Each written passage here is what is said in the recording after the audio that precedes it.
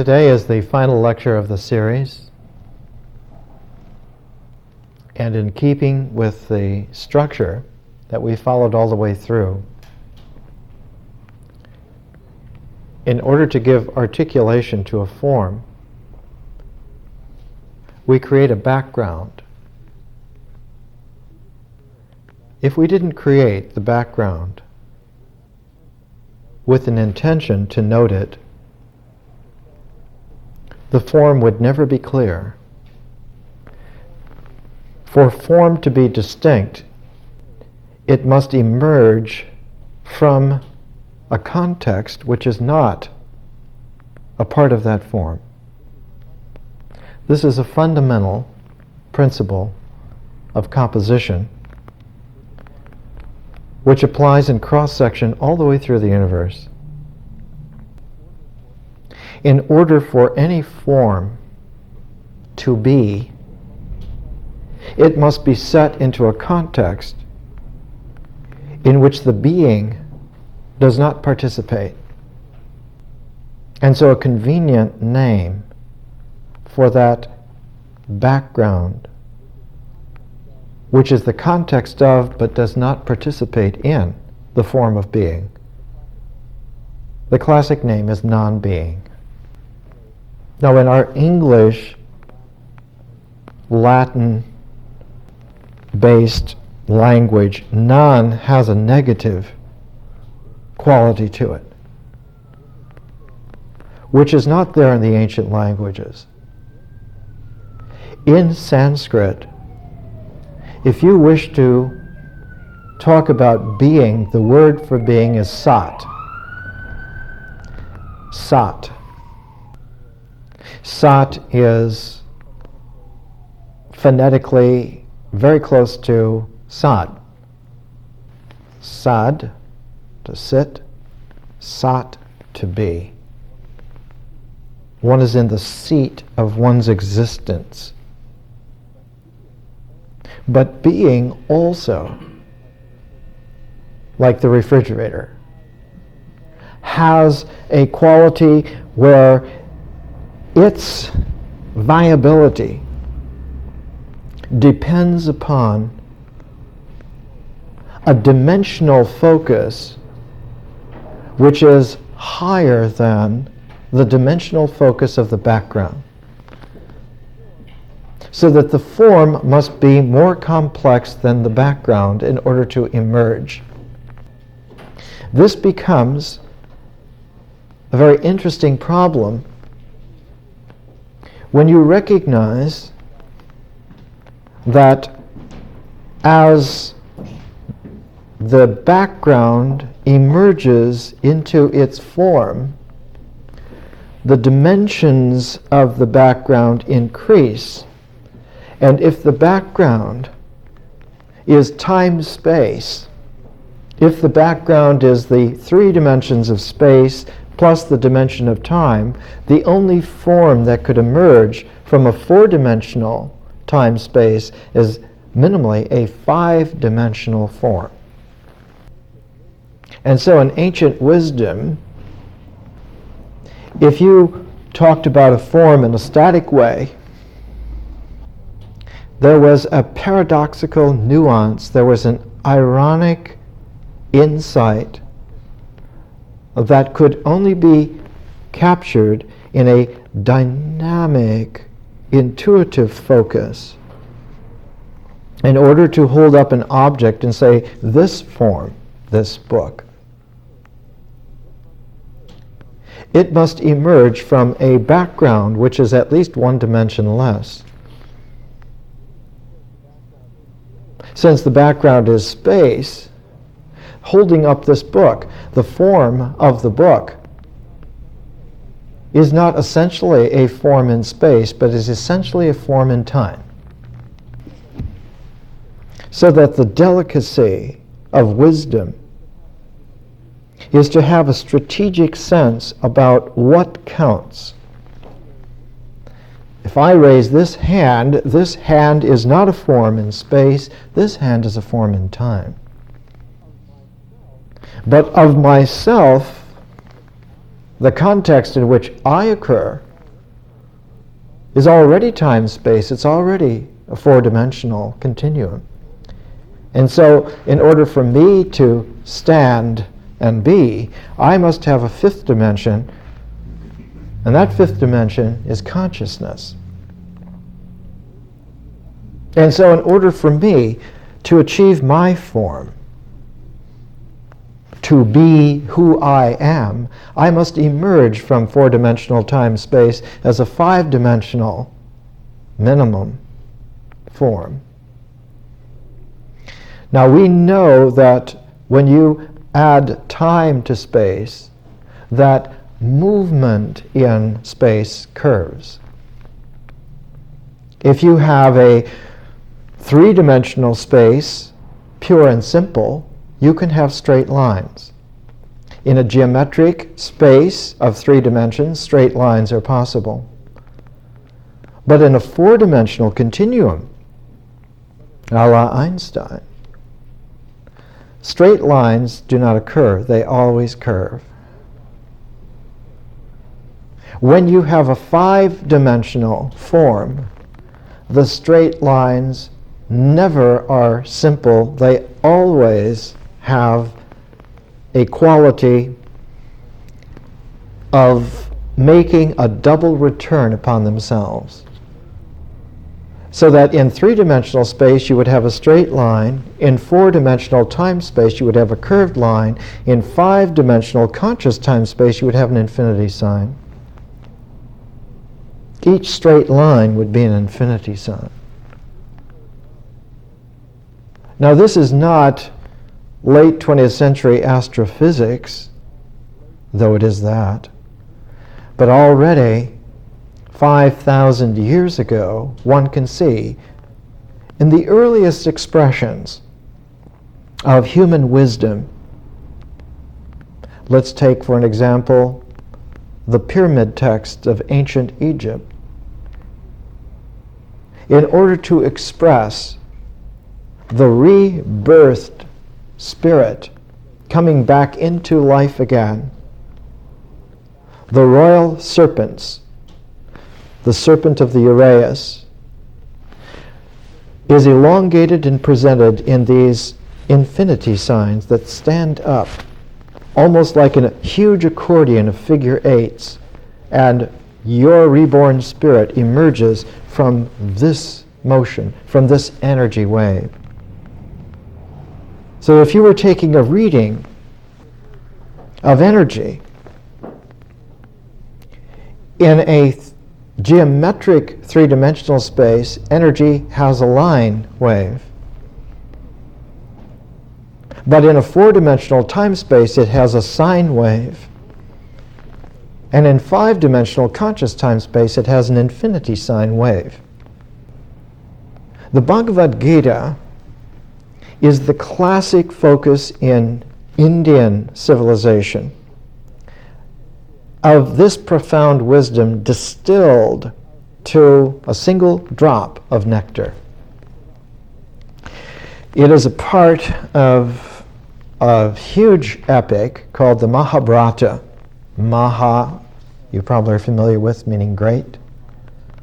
Bharat is the ancient name of India, named for a huge clan, the Bharatas. And so the Mahabharata is the great ancient India clan war, where the clan split into two. It split into a classic archetypal two. It split into being and non-being. Now being is sat. Non-being in Sanskrit is asat. Just as the Sanskrit word for violence is himsa, the Sanskrit word for non-violence is ahimsa. So just adding the a, the ah. In a very peculiar way, when wisdom was being first distilled in India, distilled out of not nature, because we've seen in our education that nature is never there. Nature is always a process of change. The existence which is there occurs on the ritual level, on the level of action, of doing. And so the first objective foundation for the real is always what is done, what is being done, the action, the pragmatos, the karma. And so in Indian civilization, karma is the foundation root of the real. But as we've seen in our education, that objectivity of existence has a quality in its movement. Its very movement heats up the atoms, heats up the molecules, heats up and makes a juice which becomes language. And so out of the ritual comportment, out of the ritual movement, language flames out of that existence into its own process. It's as if the very mystery of movement makes one speak. And so movement, while making sound, making this root vowel, root quality of speaking, the very sine wave rhythm of time, space, gives a rhythm to these sounds, and so vowels begin to fall into a rhythm, and out of this come words. And so one has, like in an ancient language like Sanskrit, one has a language which is never spoken prosaically, but is always chanted, and chanted with the rhythm of being. The distilling of this massive process of language is what creates mind. Mind distills language, distills words, focuses, concentrates, so that words, phrases, lines, pairs of lines, pairs of lines. In the case of the Mahabharata, 200,000 lines, all distilled to a single focus, a singularity. The Bhagavad Gita is the inner core of that distillation process. And there is a single drop of nectar that is made for whoever hears the Bhagavad Gita and tastes that drop of nectar. They enter into that higher form of a five-dimensional conscious space-time. Now the Bhagavad Gita, like the oldest parts of the Mahabharata, were written about 450 BC. To put that in perspective, the first Greek drama, the first Greek tragedy, was the Persians by Aeschylus, produced about 456 BC in Athens.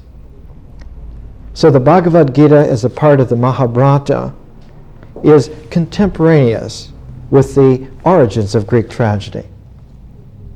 Plato, for instance, was born in 427 BC, some 30 years later. In 450 BC, Socrates was 30 years old.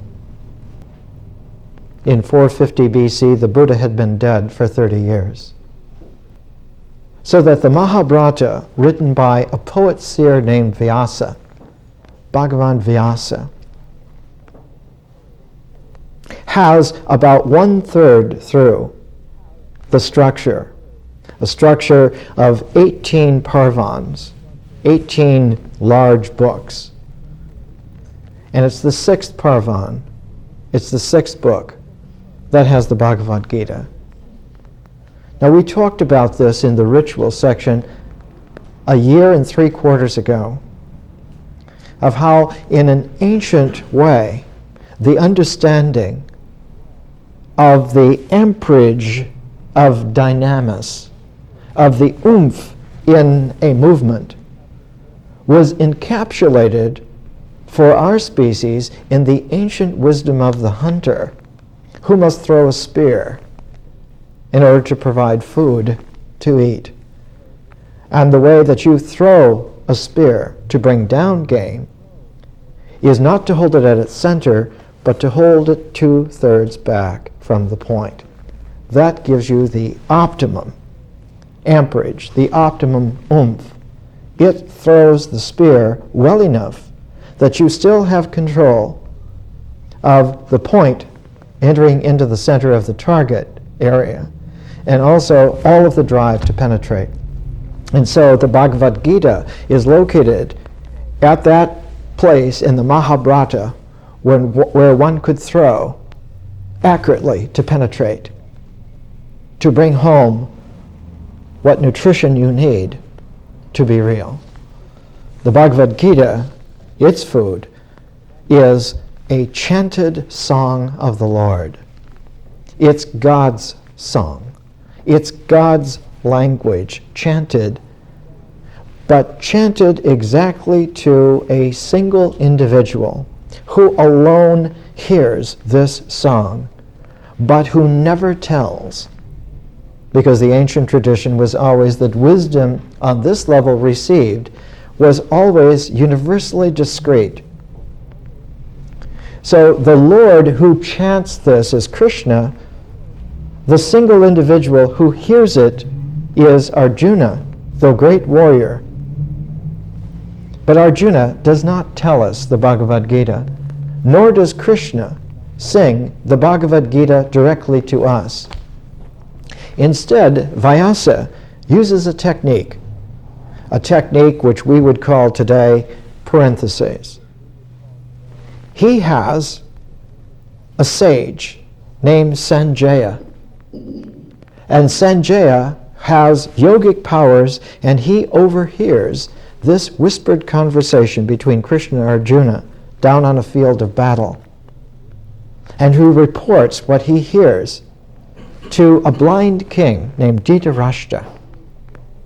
And so the Bhagavad Gita is all within a parenthesis. That parenthesis is the sage Sanjaya with his yogic listening power, speaking to the king. Now in ancient times, the king was the one person who had to know. This is why wisdom was always a royal necessity. The king must know what is real. And so the king was always paired with a sage. It's an archetype. One always finds a Merlin that goes with King Arthur. One always finds the king and the wise man together. This quality is there also in Arjuna and Krishna. Krishna is the wise man for Arjuna's kingship. He becomes sovereign over himself. Now, in the beginning of the Bhagavad Gita, there's a curious musical structure that's set up, a rhythm which has a musical form. The first that we hear is the request from Dhritarashtra for Sanjaya to use his powers to hear what is being said on this battlefield. In the Mahabharata, the two great lineages that have split apart in this family, the Bharatas, have over a period of many, many years come to a final battle. And this battle was historical. It happened in the area of India known today as Delhi, Old Delhi. And there's still a field called Kurukshetra in Old Delhi that is set aside because that's where the Mahabharata battle, the final battle, was held. And both sides were arrayed on this huge field of battle. There were elephants with warriors with huge plumes that had conch shells that they blew, and jewels against sweaty, naked chests, and bronze spears, chariots, the whole array, miles and miles on both sides, making this din, this yell of battle, this cry to break the resistance of the enemy.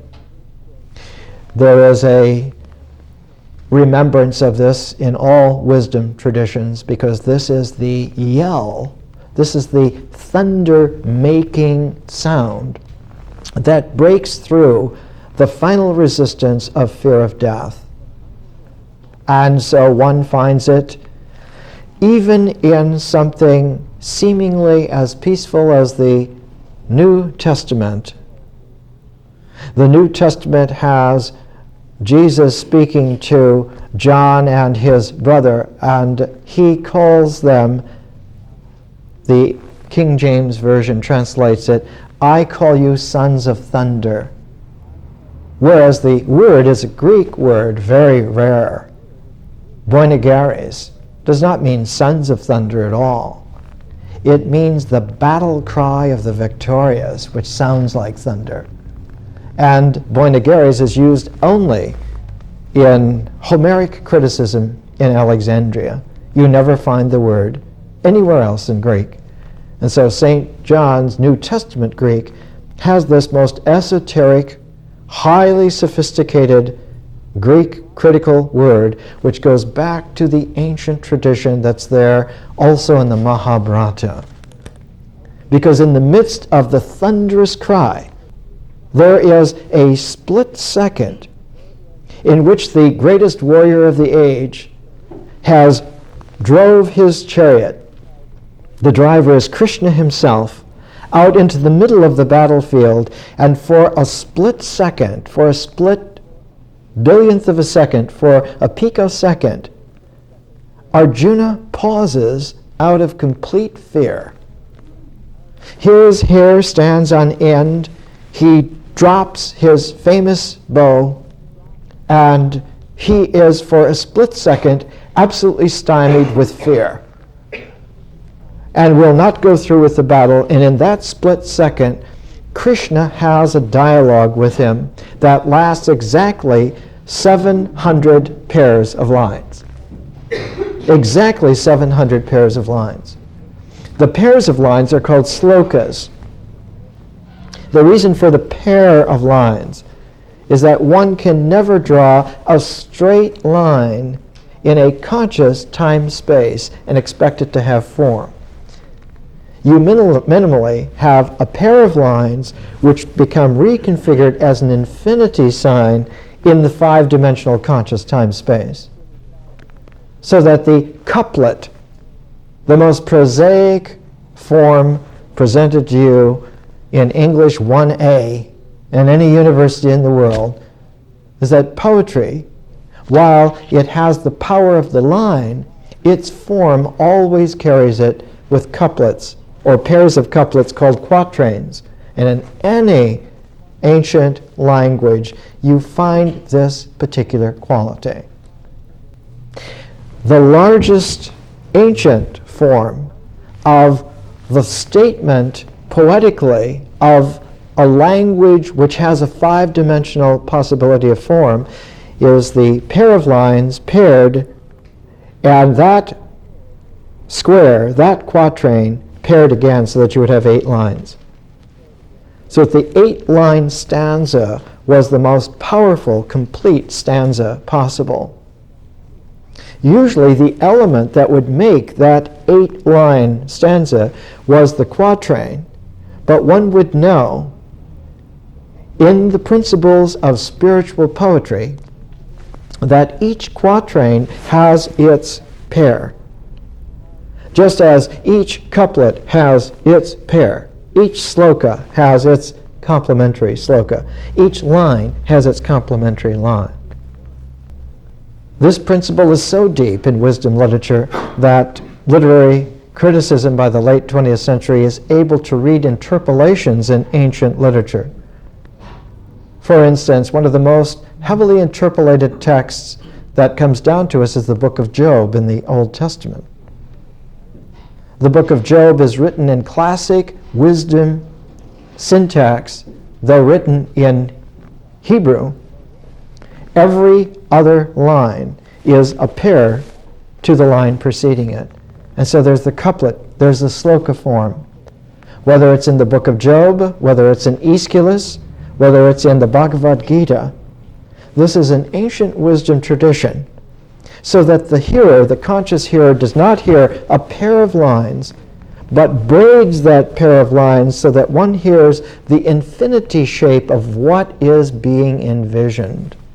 And in order for that vision to have objectivity, it must emerge not only from existence, but it must emerge from the mind. Because existence has its ritual basis of karma, but the mind has also its objective level of existence in jnana, knowledge. The mind is objective in its knowing, the body is objective in its doing. And so there must be a third level of objectivity, beyond doing, beyond knowing. And that third level was the objectivity of the spiritual person. Where doing and knowing were braided together in an infinity relationship, and one had something beyond being, beyond non-being. And so the Bhagavad Gita is the achievement of the form, the five-dimensional conscious time-space form of Purusha. Purusha is the spiritual person. And so the objectivity of the spiritual person is what Krishna is talking about in his dialogue with Arjuna in the middle of Kurukshetra, in that split second before the two armies clash forever. Sanjaya overhears their conversation. And so at the very beginning of the Bhagavad Gita, you have Sanjaya speaking what Arjuna says. Then Sanjaya again speaks what Arjuna says. And the third time, in between Sanjaya reporting what Arjuna says, we have the introduction of Krishna for the first time. Then the fourth time that Sanjaya speaks of what Arjuna for the fourth time is going to say, we have again the introduction of Krishna. So the form runs Sanjaya, Arjuna, Sanjaya, Arjuna, Sanjaya, Krishna, Arjuna, Sanjaya, Krishna, Arjuna. So that there is a musical rhythm that's set up. It's a rhythm that has Sanjaya and Arjuna as the initial pair, with Krishna coming and being set in between them. The Greek religious term for this is epiklesis. An epiklesis is a preparation of a form that receives divine presence. Man, at the most, can make a receptive form which God fills.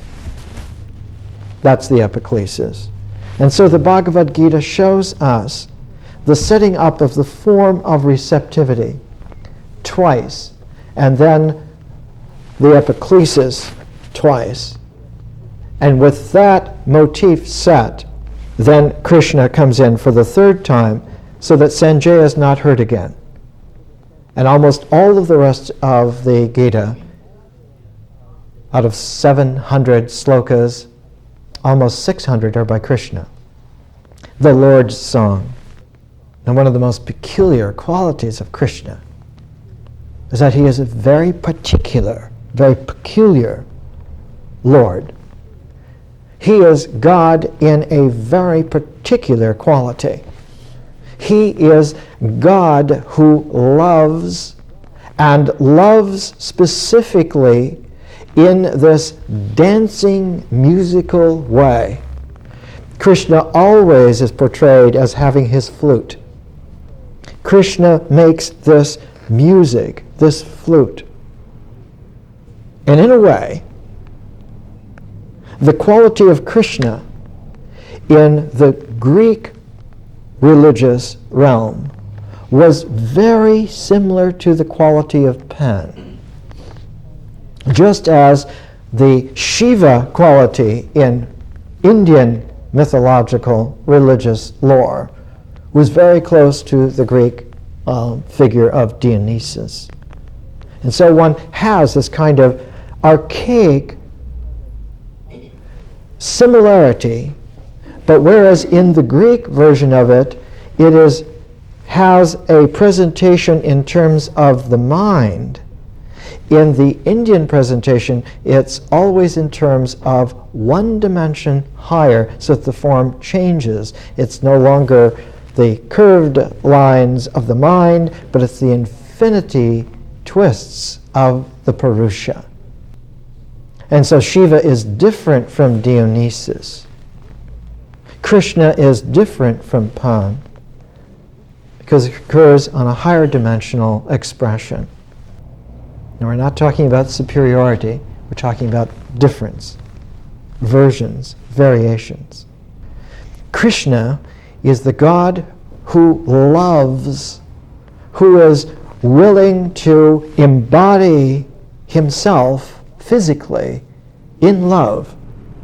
So that Krishna is this interpenetrating quality of the divine, agreeing to life having wisdom enfolded into its pattern. God becoming manifest within nature. God becoming manifest within the natural cycle of integration, so that the spark of divinity enters into the forms that are there in integral nature. A bit of divine consciousness, a drop of divine consciousness, a drop of a glint of divine light in the forms of the clay. The divine breath breathed into the clay. This is a universal, a cosmological dimension of life.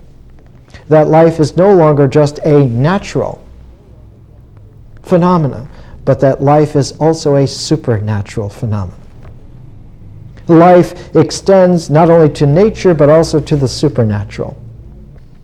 Life extends not only to the rocks, but beyond the gods. So that the spectrum of life becomes one of infinite spectrum. So that the limitations of the forms which life can inhabit are removed. Life can inhabit any forms on any complexity, before rocks are made and after gods are finished. So that life is saved from the false stylization which is always projected upon it in decadent times. The Indian understanding was always that time is a form, and that there are large forms of time called yugas. And when a yuga has spent its energy, when that time form is finished, all of the coordinates dissolve. All of the support for the existential differentiation melts. All of the qualities of mental relationality that held slacken and disappear. And so at the end of an age comes this time of chaos, of dissolution, where everything that has been dissolves back into, from sat to asat, from being to non-being. And at this time, at this period, no human voice could ever survive. And so God comes and speaks himself at such a time to renew life. It is the song of God renewing life by coming into the distilled nectar single drop singularity of creation, which must participate initially in a receptivity to that speech. Now, one of the most peculiar qualities in epic wisdom, we find an example of it in the Odyssey, Homer's Odyssey. When Odysseus comes back after 20 years of war and exile, he does not come back as Odysseus. He does not enter his own home by the front door as the master of the house, he comes back disguised as a beggar. Homer describes Odysseus' first night home where he's sleeping outside on the porch, and he's so troubled by what he has found, what he has come home to, what he is compelled to be. Homer says that he turned to and fro all night long like a well-grilled sausage. In the Mahabharata, Arjuna takes upon himself a disguise, the most unlikely of disguises. Odysseus as a beggar is the most unlikely disguise for him. For Arjuna, the most unlikely disguise is that of a woman. A woman who teaches dancing to young girls. And so in the Mahabharata, it is Arjuna, the greatest warrior of his day. The greatest warrior because he is a masculine focus to the nth degree. When he is young and his military teacher, Drona, is teaching the young princes how to shoot a bow and arrow, he has this model of a bird that's stuck way up on a precipice. And as every student aims, he asks them what they see, to describe what they see, and all of the princes are glad to say, well, I see the bird and the sky and the rock and my hand and the bow. And Drona dismisses each one of them. And when he comes to Arjuna, Arjuna says, I cannot see anything except the eye of the bird. I cannot tell anything about the sky or my hand or anything. I see only the eye of the bird. So he has this primordial, masculine, it's like the quality, the Aztecs used to call it the will of the ant. The ultimate determination that one thing will get through. The principle of the sperm. Everything else may fail, but one will get through. So that this warrior-like quality, the essence of the warrior is there in Arjuna, and he must learn to relinquish that completely. He must become feminine. He must become a woman who teaches dance, the dance of receptivity, of making dance forms that receive. And so Arjuna learns to recalibrate his body, to recalibrate his existence from the ultimate death-dealing masculine warrior to his exact opposite, the life-giving feminine dancing. And by recalibrating his existence, his ritual comportment, he recalibrates his mind. And the objectivity of his mind, instead of being focused only at the center of the target, becomes its complete opposite, where he cannot see the center. He sees everything but the center.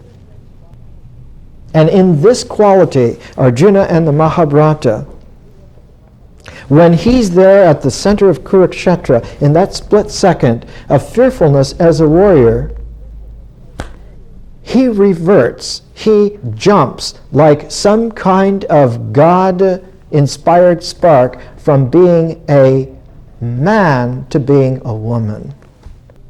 Instead of having the will of the ant, he has the patience of the plants. He has the ability to absorb, to be a nourishing setting for what will come to him. And so the epiclesis is Krishna's song. The Bhagavad Gita is given to Arjuna not in his worldly form, but in his supernatural opposite. The Greek term for soul was always anima, which is feminine. Man's soul is feminine because it's not meant to be there, it's meant to receive. And for a man to have a soul which was a thing was the sin, was the error, was the arrogance. A soul is real not because it is real because it can receive. Let's take a break. In order to be real, must do, but it deepens itself by feeling. The mind, in order to be, must think, but it deepens itself by vision. And so the ritual level needs myth, needs the mythic horizon to deepen. And the symbol level needs the visionary dimension to deepen. So that the dancing body needs the thinking mind in this pair, but when they are paired, feeling on the mythic level and consciousness on the vision level are also paired, though you don't know it yet, as long as you remain within your mind. When the body and the mind are paired, when there are calipers, when there are tuning fork, already consciousness is paired, is tuned to feeling. But that pairedness of feeling and consciousness cannot register in the body. It's too high a dimension. It doesn't register in the mind. It's too superior and sophisticated. And so a third objectivity, the spiritual person, must emerge, says the Bhagavad Gita, so that that tuning can register. It's a point of resistance of the body. It's a point of resistance of the mind. The body says, no, I can handle it. The mind says, no, I certainly can handle it. Neither the body nor the mind can handle it. They are in error. They are wrong. And so the whole call of reality, the whole prayer of God, is that we will be who we are as a spiritual person. In order that feeling and vision can register together. Yet just as the body has its deepening medium in feeling-toned language, and just as the mind has its deepening medium in conscious vision, the person also has a deepening medium called history. So one says, God is the Lord of history. Krishna comes into historical process in order to deepen the spiritual person. Was Krishna a historical person? Absolutely. Every time someone hears the Bhagavad Gita. When Vyasa first composed the Bhagavad Gita, Krishna became historical then. Yes, in a kind of chronological, biographical form, Krishna was somebody in Mathura, India, in ancient times. Just like there was an Orpheus in ancient Thrace some 3,900 years ago. But the point is not some kind of egotistical, reductive, mental checking off that they were historical. Because history is not a checking off, objective, integral phase at all.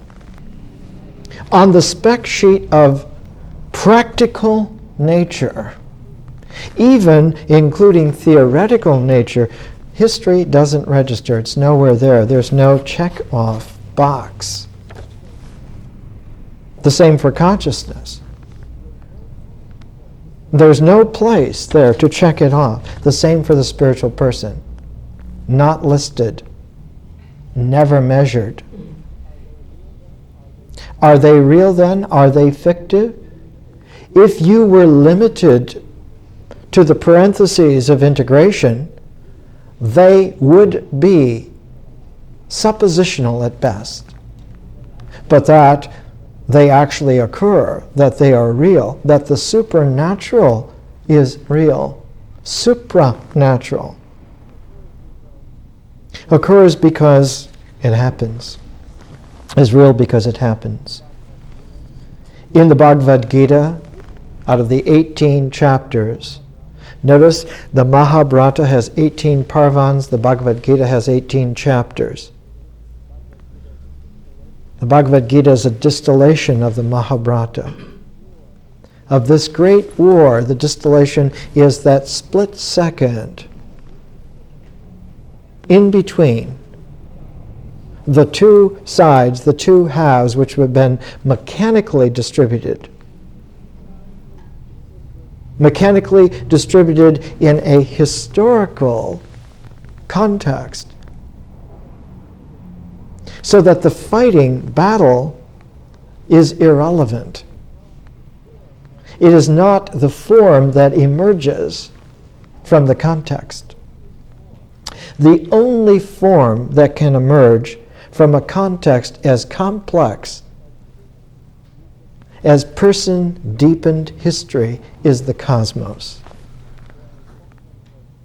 The only form that emerges is the cosmos. And the cosmos is paired to the Purusha, to the spiritual person.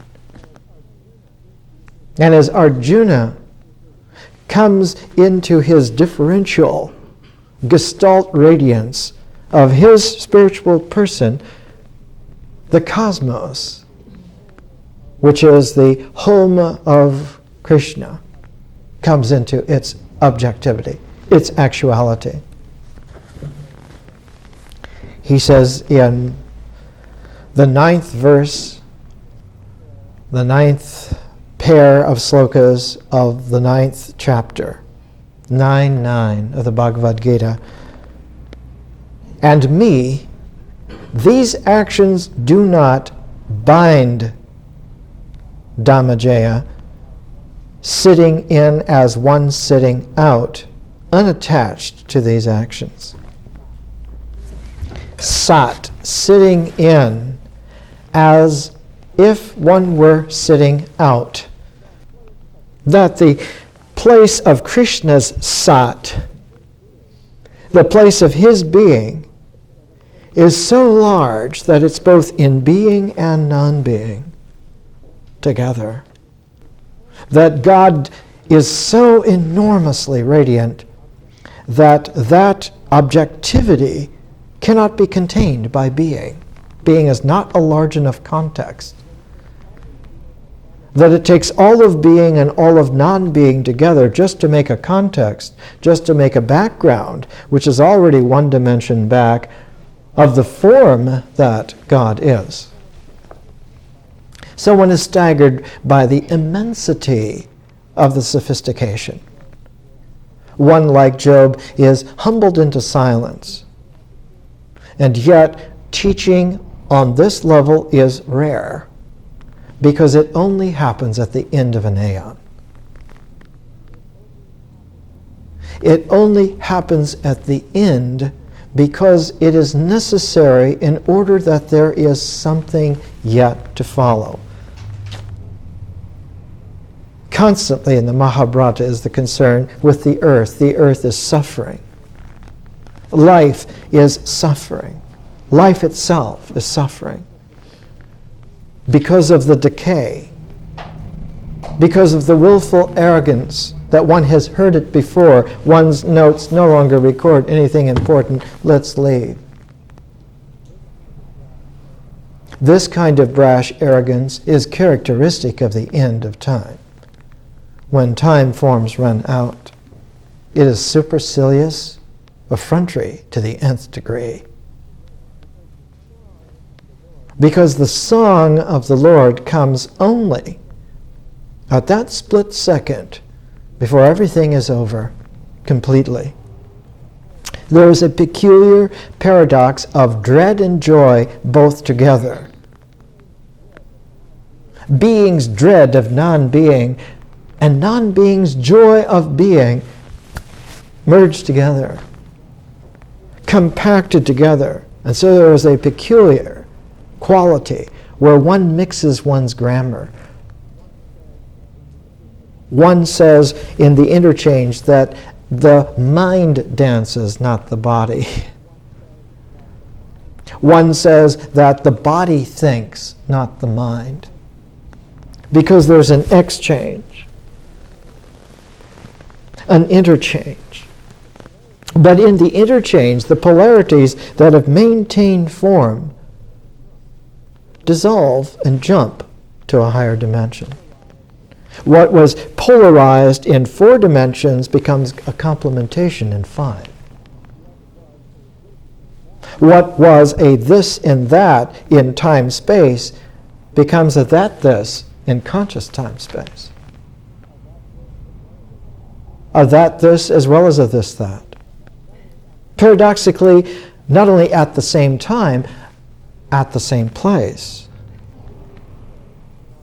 2 things cannot occupy the same space. Yes, they can. In a conscious time-space, they most certainly can. God and you can be exactly at the same conscious time-space. No problem. It was a problem of your body because it was limited by its polarized condition.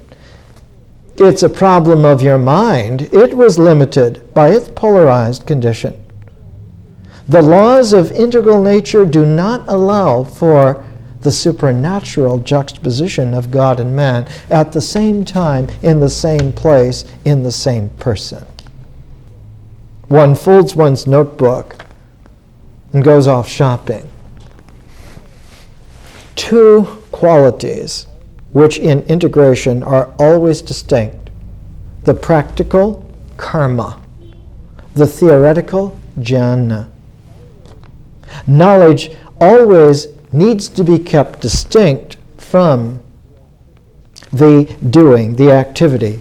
Here in chapter 8, the great Harvard commentary by Franklin Edgerton on the Bhagavad Gita, chapter 8, the way of knowledge and the way of disciplined activity. The strongest presentation of karma is yoga. Just as Edward Weston, the great American photographer, said, the strongest way of seeing is composition. He meant it as an artist. That seeing with the physiological eye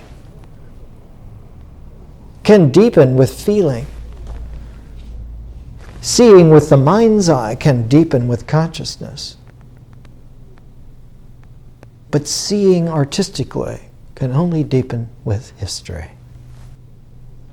This quality of the settling of profundity, so that it fills progressively every nook and cranny, every capacity. And when it is full, it jumps to yet some other fullness. And this progression has a rhythm to it. It has a cycle to it. And as the Bhagavad Gita shows again and again, the cycle is peculiar. Here in the 13th chapter of the Bhagavad Gita, verses 20 and 21, in the Juan Mascaro version that I read 40 years ago, nature is the source of all material things, the maker, the means of making, and the thing made. Spirit is the source of all consciousness, which feels pleasure and feels pain. The spirit of man, when in nature, feels the ever-changing conditions of nature. When he binds himself to things ever-changing, a good or evil fate whirls him round and through life and death. But the Spirit Supreme is man beyond fate, He watches. He witnesses. He sees like a seer. Instead of just seeing like a body would see, or seeing as a mind would see, it's a spiritual Purusha, the seer, who composes as the seeing occurs. Krishna is not subject to a written script. The written script is that all forms will now dissolve. Nothing will remain. If one clings to one's notebook of written script, you will die. Not only die, but even the death form will perish in its own dissolution. Not even death will survive the dissolution. The form of death itself dissolves. This is a higher wisdom. Has nothing to do with notes of ego. Nothing to do with insights of mind beyond that. And so Krishna says to Arjuna, making sure that he understands, for as Arjuna becomes, in his split second of hesitation, fearful, he says he will not fight, and he has reasons. He has good reasons why he will not fight. The other side has relatives. He doesn't want to kill them. The other side has his teacher. He doesn't want to fight him. And many other reasons. And Krishna again and again, with his unrelenting penetration, says to Arjuna, that reason is very good, but that's not why you are afraid. This reason is excellent, but that's not why you are afraid. All of these reasons are very rational. They have nothing to do with your fear. Your fear is there for a completely different motive. Arjuna says, teach me. What motive do I have? And Krishna says to him again and again, even the motive-making capacity that you have, it has nothing to do with your fear. None of the above, none of the entire ensemble is completely different, is completely differential, has nothing to do with the integral basis upon which you are speaking, you are doing, you are thinking. He says at the beginning of the 5th chapter of the Bhagavad Gita about renunciation, Arjuna says, Krishna, you praise renunciation of actions and then discipline. Tell me with certainty, which is the better of these two? Krishna replies, renunciation and discipline in action both effect good beyond measure, but of the two, discipline in action surpasses renunciation of action. Why? Discipline is stronger than renunciation? No. It's wisdom, it's deep wisdom, has nothing to do with comparative polarity of the mind. It has to do with superlatives of the Purusha. The teaching is not a simple teaching. It's not a choice between a comparative two. It's a superlative of a super real three. Something beyond both together, where both together, that polarity is brought into a complementation, higher dimension, higher level. The renunciation that is there is not renunciation of action, of karma.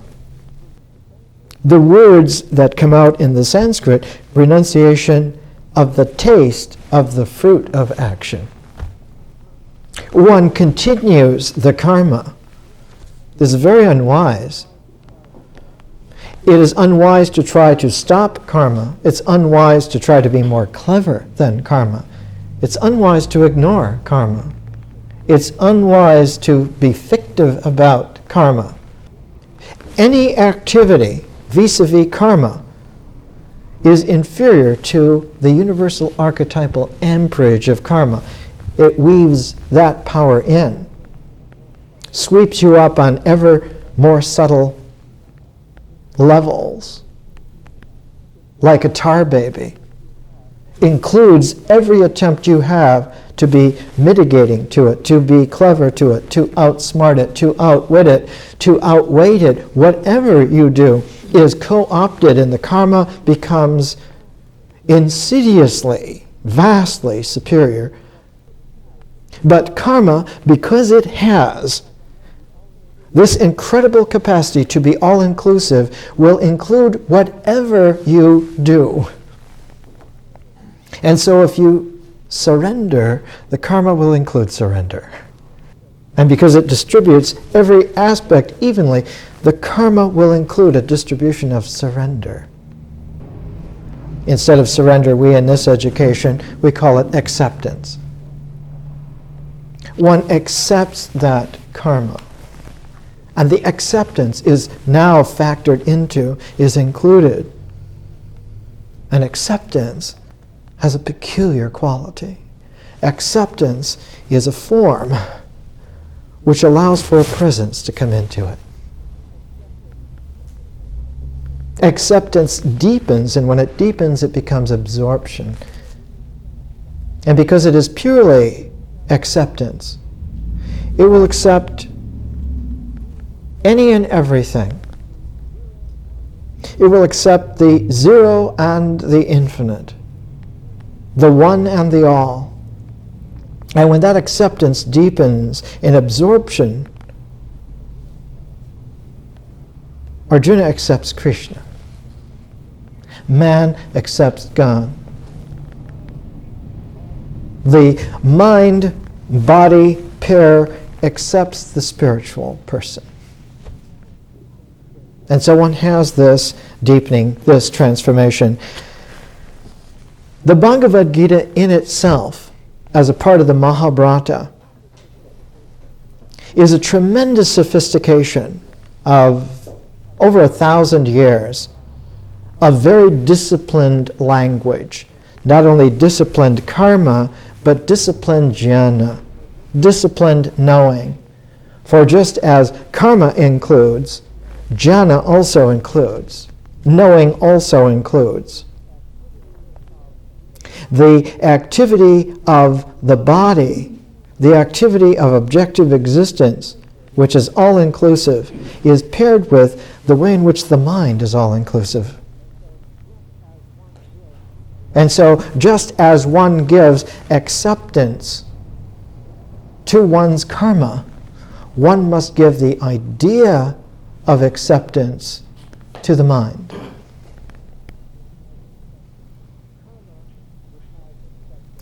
Karma, which has acceptance, deepens into absorption. The mind, when it has the idea of acceptance, misnamed renunciation, transforms. The mind's absorption takes it outside of its form, just as the body's acceptance takes it outside of the play of existence, deepens it. The mind deepens, and when it deepens, consciousness occurs. And the registering of consciousness is there, not in the integration of it, but in the differentiation of it.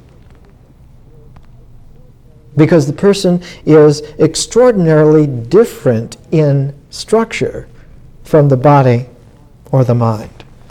The body and the mind are both integral. They bring together. But the person's objectivity is not in bringing together, but in infinite diversity. And so we have a very peculiar set of words in Sanskrit. Chitta is mind. Vritti is motion. Chitta vritti is the movement of the mind. But there is such a thing as chitta vritti nirodha, usually translated as the conquest of all movements of the mind. But you have to put the word conquest, which is 19th century English, in parentheses. It isn't conquest. It's the absorptive strategy. It's the acceptance deepened into an absorptive strategy. One isn't conquering. This is still holding the image that Arjuna, at the point of transformation, is still a warrior. He's not a warrior. He's not a karma yogan. He's not a jnana yogan. He has a new quality that cannot be said, but it can be taught, and when that is taught to someone, that for whom that teaching is real becomes the king, becomes the Raja. And so Raja Yoga is born in this great, not only synthesis, but in this great differentiation. In the Bhagavad Gita, about 450 BC. It has this kind of a quality. When one of the great yogis of the 20th century, Sri Aurobindo, wrote a series of books, essays on the Gita. This is the first edition. It came out in 1950. I've had it since about 1958, and that's about 40 years. He has, in his essays on the Gita, an essay, number 10, The Vision of the World Spirit, entitled Time the Destroyer. He talks about this last cry of Arjuna, the Boinagaris, the war cry, but the war cry to break the resistance of the enemy. But here the enemy is the enemy of note-taking disbelief, the mind's hubris that it can have by knowing, or the body's hubris that it can have by doing. The body must be, in its nature, convinced that it can be by doing. The mind, by its nature, must believe that it can have by knowing. Both are limited. Neither can go into heaven. Neither enter into a five-dimensional conscious space-time, which has not only the spiritual person as a prismatic form, but the cosmos itself. Sri Aurobindo, who was an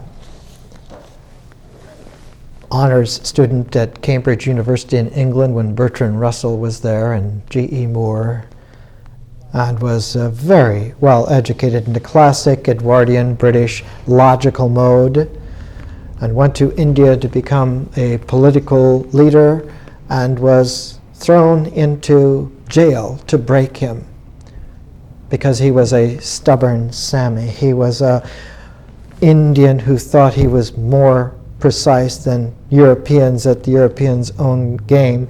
They threw him into a 5-by-5 cell and left him there for a year. No books, no visitors, to break him. And when they opened the door after a year, Sri Aurobindo came out.